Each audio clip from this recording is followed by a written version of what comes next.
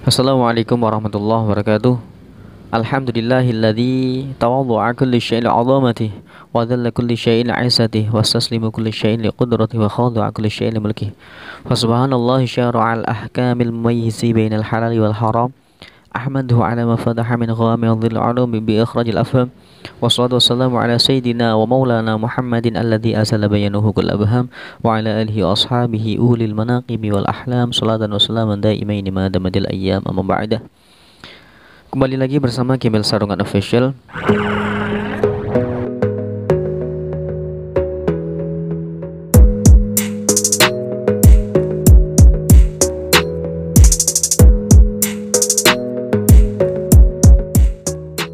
Kali ini saya mau mengisahkan kehidupan para santri ketika ada di pondok ya.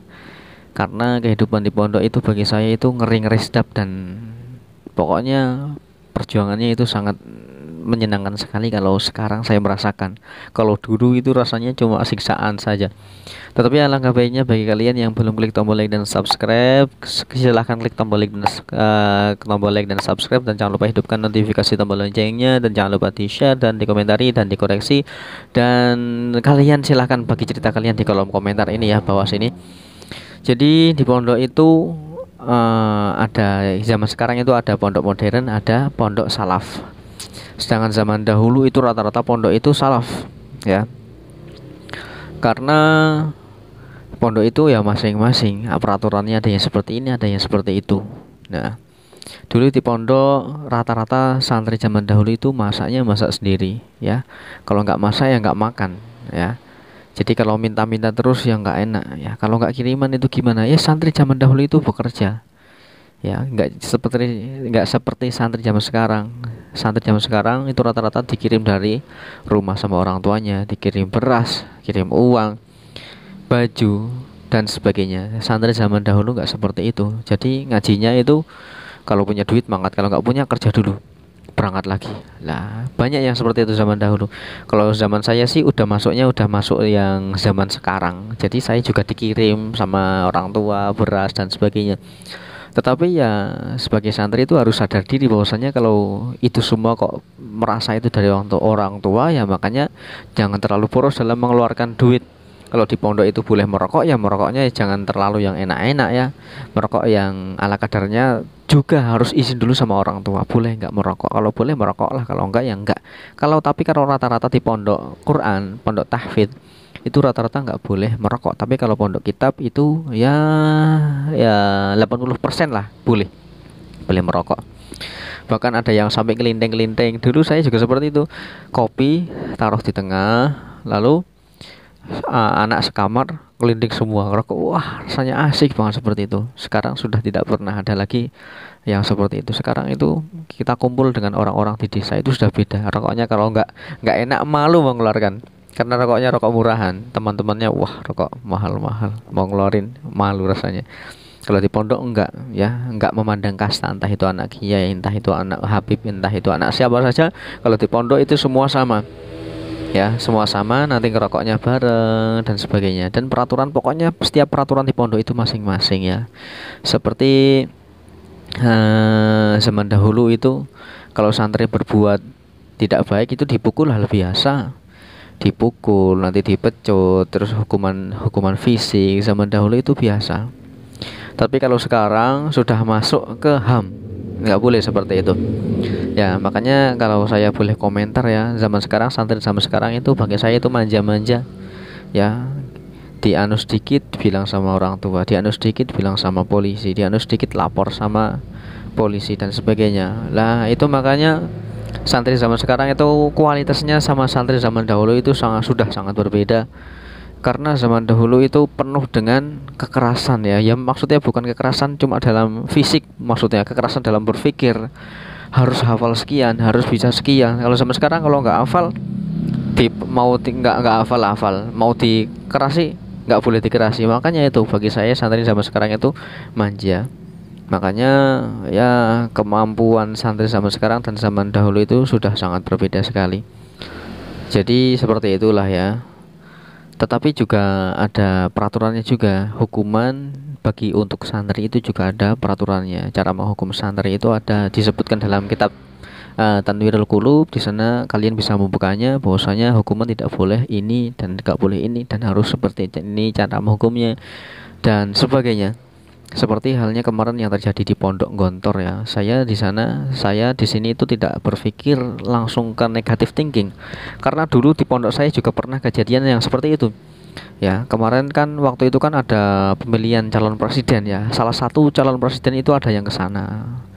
Yang ke sana itu meminta doa, sedangkan di sana itu sedang sedang malamnya itu mau ada acara perpisahan ya. Mau ada acara perpisahan muadaah ya. Para santri kan itu udah mempersiapkan diri dari pagi, mempersiapkan diri mau acara muadaah di malam hari ya. Ternyata malamnya datanglah seorang ya, pokoknya saya tidak menyebutkan siapa orangnya, ke sana, dan santri itu nggak ada yang tahu karena santri di sana itu rata-rata salaf, tidak ada yang mengenal tentang pemerintahan. Sana mereka mencium tangan. Nah, mereka nggak ada yang tahu dia itu siapa. Kalau santri yang baru-baru langsung sadar, oh itu mah Pak ini gitu. Kalau santri-santri yang lama nggak paham. Karena di sana juga nggak bawa HP, nggak boleh bawa HP. Beda dengan santri sekarang boleh bawa HP. Santri zaman dahulu rata-rata nggak boleh bawa HP kecuali pengurus ya. Kalau di pondok situ pengurus pun tidak boleh bawa. Makanya nggak tahu dengan keadaan di luar. Lah, akhirnya di TV itu diberitakan bahwasanya pondok ini sudah menunggu kedatangan bapak ini, sudah persiapan dari pagi dan sudah ditunggu-tunggu. Kan itu kurang ajar. Sedangkan pondok saya itu sama sekali tidak menyukai dengan dunia seperti itu, dunia politik, dunia pemerintahan dan sebagainya. Karena pondok saya itu benar-benar pondok yang salafi. Ya, jadi pondok yang benar-benar kuno, yang tidak suka dengan hal yang kekinian seperti itu loh. Bukannya supaya ketinggalan zaman itu, tidak, karena ya itu tadi peraturan di pondok itu masing-masing berbeda-beda. Nah, makanya itu saya tadi tentang pondok di Gontor itu dengan adanya media seperti itu saya nggak percaya 100% karena di media itu banyak sekali pembodohan dan kepalsuan yang dimana kita tidak tahu, sedangkan orang sekarang itu langsung percaya dan yakin, oh ini seperti ini, ternyata langsung bisa menyimpulkan, langsung ngomong sama teman-temannya dan teman-temannya nggak tahu, ikut-ikut jelek-jelekin. Nah itu makanya saya nggak suka dengan media yang zaman sekarang ini. Makanya di Pondok Gontor ada kejadian seperti demikian. Padahal di sana itu ya, yang saya tahu di sana itu ada peraturan sebelum masuk pondok itu harus ada surat, ada tanda tangan bagi santri dan orang tua santri. Bahwasanya di situ kalau ada hukuman yang melibatkan ini itu nggak boleh lapor sama kepolisian seperti itu. Itu sudah berjalan sejak zaman dahulu banget sampai sekarang. Ya. Hukuman seperti itu sudah berjalan sejak zaman dahulu sampai sekarang masih dijalankan. Sedangkan itu kok ada yang sampai kekerasan fisik, kok sampai meninggal, itu saya tidak langsung negative thinking. Di situ mungkin itu si santri itu mempunyai kekurangan atau apa dalam dirinya, mempunyai ketidakbaikan fisik, akhirnya cuma dipukul sedikit langsung meninggal. Itu juga ada orang yang seperti demikian. Ada orang yang di pondok itu kecapean terus ada yang meninggal. Ya seperti itulah. Kalau di media itu kan biasanya kabarnya dibesar-besarkan. Dan kita kan nggak tahu juga orang tuanya itu ngomongnya dilebih-lebihkan atau tidak. Sedangkan kita itu nggak tahu sama sekali, tidak tahu menau, sama sekali tidak tahu. Kita yang tahu hanya cuma dari media. Nah, kita tidak bisa menyimpulkan kalau itu cuma dari media, karena di media itu bisa saja diedit yang tadinya baik menjadi buruk, yang tadinya buruk menjadi baik, seperti itu. Kita tidak bisa menghakimi. Sedangkan di Pondok Gontor itu Masya Allah sekali, sudah banyak santri-santri yang jebol dari sana, yang lolos dari sana jadi orang yang pandai dalam berpolitik. Ada yang menjadi ulama, ada yang menjadi seniman seperti Cak Nun itu, ada yang menjadi ahli hadis, ahli tafsir dan sebagainya. Pokoknya banyak sekali, sudah sangat banyak sekali lulusan Gontor. Karena di Pondok Gontor itu tidak memandang organisasi. Ada NU, Muhammadiyah, Syiah dan sebagainya, itu nggak ada di sana. Di sana pokoknya Ahlus Sunnah wal Jamaah Al-Gontori seperti itu. Jadi metodenya cuma ada di Gontor. Ya model seperti itu. Kalau di mana-mana itu kan mengatasnamakan NU, Muhammadiyah dan sebagainya. Nah, karena apa? Karena pondok itu tidak memakai organisasi, atribut organisasi dari manapun. Supaya apa? Supaya tidak untuk tumpaan, supaya tidak untuk tunggangan organi tersebut. Karena kan ada satu dua oknum dari organisasi NU atau Muhammadiyah atau apa, itu maksudnya itu cuma ingin mendapatkan keuntungan untuk dirinya sendiri. Nah, mungkin kalau pondok-pondok yang tidak memakai atribut seperti itu, supaya nantinya tidak ditumpai, tidak ditunggangi oleh mereka-mereka. Makanya ya itu, tidak ada atribut. Dan pondok-pondok salafi itu masih banyak yang seperti itu. Sudah banyak yang seperti apa? Masih ada yang seperti itu. Jadi pondok itu benar-benar NU, tapi nggak ada di pondok itu Plang, Nahdlatul Ulama dan sebagainya, nggak ada. Karena itu tadi saya sudah katakan seperti itu tadi, supaya tidak untuk tumpaan orang-orang yang salah satu orang dari oknum yang mengatakan ini dari sini. Nah, makanya itu seperti Gontor itu nggak ada aliran apapun. Tetapi kalian lihat, yang keluar itu ada yang jadi tokoh Muhammadiyah, yang keluar ada tokoh NU, yang keluar ada yang menjadi tokoh dalam perpolitikan, yang keluar ada menjadi tokoh yang ahli dalam bidang hadis dan sebagainya. Ada yang sampai keluar sampai luar negeri dan ngajar di luar negeri, pandai berbahasa Arab, Inggris. Nah, itulah Gontor. Makanya pondok Gontor itu sudah banyak mengeluarkan orang-orang yang top. Kenapa? Punya kesalahan sedikit yang dimana kita itu sama sekali tidak tahu menahu. Itu cuma dari media yang kita tahu. Kenapa kita langsung negative thinking? Kok pondok ini harus dibubarkan terus? Nah, kita kan nggak tahu apa yang sebenarnya terjadi. Ya, kebaikannya sudah terlalu banyak. Ya, jadi di sana itu jam sekian harus sudah bangun. Jadi pendidikan di sana itu sudah seperti tentara. Jadi kalau lulusan sana menjadi tentara itu sudah nggak kaget, karena kedisiplinan diri di sana itu sudah sangat tinggi sekali. Makanya itu ada surat sebelum masuk, ini mau tantangan nggak? Kalau nggak mau ya jangan masuk pondok ini. Nah, jadi kita jangan langsung negatif thinking dengan siapapun, apalagi kok dengan pondok ya, dengan ulama ya. Mungkin itu sedang mendapatkan fitnah ya, sedang mendapatkan fitnah. Toh ini juga bukan dari oknum anak kiainya, ini berasal dari oknum para kawan-kawannya. Ini mungkin di luar kendali kiainya. Kiainya itu tidak tahu menahu. Ya, karena apa? Santri di sana itu ribuan, sudah sangat banyak sekali. Makanya tidak mungkin kiainya itu tahu satu-satu orangnya. Mungkin itu sangat susah untuk dipahami. Di mana keadaan yang sangat padat, santrinya sangat banyak sekali. Ya, karena di Gontor itu santri paling nomor 1 di Indonesia, paling banyak santrinya ya. Ada Lirboyo, terus ada itu, termasuk santri yang paling banyak itu di Gontor. Gontor, Temboro, Sarang, terus dan sebagainya lah, saya nggak sebut satu-satu, banyak sekali karena di Indonesia itu banyak sekali pondok yang santrinya sampai ribuan seperti di luar negeri ya. Karena itulah Indonesia, tanah Jawa khususnya, banyak sekali ulama yang jebol dari tanah Jawa. Dan intinya kita nggak boleh bersuudzon kepada kepada pondok. Dan pokoknya metode zaman di Gontor itu, metodenya yang dipakai itu metode zaman dahulu supaya santrinya itu banyak yang jadi seperti itu. Niatnya sudah baik, mungkin itu oknum ya, oknum yang tidak bertanggung jawab, atau itu kesalahan teknis atau apa ya.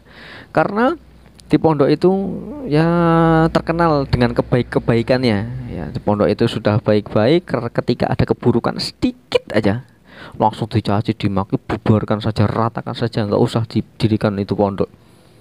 Nah, sedangkan di sekolah kalian tahu sendiri, korban pelecehan, korban yang di luar nikah, punya anak di luar nikah, terus korban pemerkosaan, terus korban apa itu, banyak sekali di kejadian yang terjadi di sekolah. Terus apakah sekolah itu mau dibubarkan? Pertanyaan saya seperti itu. Apakah sekolah itu mau dibubarkan? Enggak mungkin kan dibubarkan. Sama saja pondok. Pondok itu mengatur tentang kerohanian manusia, sedangkan sekolah itu mengatur tentang kejasmanian manusia. Ya, makanya kalau ada kesalahan itu bukan karena kesalahan sekolahnya, itu pasti dari oknum gurunya atau oknum pengurusnya. Makanya nggak boleh ya, nggak boleh kita langsung ratakan itu sekolahnya. Nggak mungkin kita mengatakan seperti ini, kita mau demo sekolah itu nggak bakal ditutup. Seperti kejadian kemarin yang kepolisian itu tugasnya apa? Ternyata malah terjadi seperti hal yang seperti ini. Makanya emangnya mungkin polisi itu bubarkan saja? Ya nggak mungkin. Itu hanya kesalahan oknum yang dimana itu ya sebenarnya ya yang harus dihukum itu oknumnya, bukan malah kepolisiannya yang dibubarkan. Seperti itulah pondoknya. Seperti itulah pondok juga seperti demikian. Kalau ada yang kesalahan, ya yang dihukum yang oknumnya, bukan pondoknya yang diratakan. Seperti itu ya. Makanya marilah kita semua selamatkan diri kita dari kesuudzon kepada sesama, suudzon apalagi dengan suudzon para ulama. Suudzon dengan orang yang buruk aja kita dosa loh, apalagi bersuudzon dengan para ulama ya. Para ulama disuudzoni, kita kayaknya diam-diam di hati kita bersuudzon banyak sekali. Makanya amal kita itu nggak terasa, nggak terlihat, bahkan bisa terbakar amalan kita dan digantikan oleh keburukan ya. Karena itulah tadi, karena kita bersuudzon ya. Karena Nabi itu diutus untuk memperbaiki akhlak. Ya, akhlak itu contohnya ya sebagian sedikit itu merupakan kehusnudzonan ya. Da'su adzanning di kitab Mabadi itu da'su adzanni syursari falil karam da'su'an ya, tinggallah perkara yang buruk ya, tinggallah kesuudzonan ya. Suudzon bahaya, karena bahaya sekali. Suudzon itu dosa yang sangat besar tetapi tidak terasa. Itu ya, kita menggunjing di belakang ya, menggunjing presiden, menggunjing para ulama, nggak boleh ya. Kalau kita sama mama mau menggunjing, mau itu boleh supaya bisa untuk merubahkan keadaan. Tapi kalau cuma untuk mencacat, mencaci, memaki, nggak bisa seperti itu. Malah kita yang kena sendiri, kita yang mendapatkan dosanya sendiri. Makanya kita perbaiki diri sebelum memperbaiki yang lain, memperbaiki orang lain ya. Ya minimal itu di lingkup keluarga saja. Yang penting sudah benar di lingkup keluarga, baru kita ngurusi yang lain ya. Kita ngurusi diri sendiri aja masih kelabaan, sudah ngurusi sana sini, ngata-ngatain di sosmed, dia itu sebenarnya gini, dia seperti, kita nggak tahu. Kita cuma korban media, kita cuma korban editing dari mereka provokator dari mereka. Itu lebih berat ya, lebih panas kepada diri kita. Sedangkan mereka itu ketawa-ketawa, ala orang bodoh. Nah, kita itu yang orang bodoh karena mudah sekali percaya dengan keadaan yang seperti itu. Itu makanya kita diberikan akal untuk berpikir, bukan untuk langsung percaya ya. Seumpama dia mengatakan api itu zaman sekarang, api itu sudah sangat dingin, emangnya kalian percaya mau langsung kalian pegang aja api? Ya enggak kan, kita harus berpikir dulu, api itu panas, enggak mungkin ini kejadiannya seperti ini ya, seperti itu loh. Kalau kita nggak tahu faktanya, nggak usah bicara yang tidak ya. Omongnya saya terlalu banyak ya, terlalu panjang terlalu lebar. Semoga video ini bermanfaat, menjadikan edukasi untuk diri kita. Semoga kita terselamatkan dari hal-hal yang tidak baik. Semoga kita selamat di dunia hingga akhirat nanti, dan semoga kita digolongkan orang-orang yang masuk ke surga bersama para ulama, para anbiya, para nabi kita. Allahumma amin amin ya rabbal alamin. Cukup sekian dari saya. Semoga video ini bermanfaat. Jika ada kurang lebihnya atau kesalahan dalam saya mengucapkan, menyampaikannya, saya mohon maaf sebesar-besarnya. Billahi taufiq wal hidayah. Wassalamualaikum warahmatullahi wabarakatuh.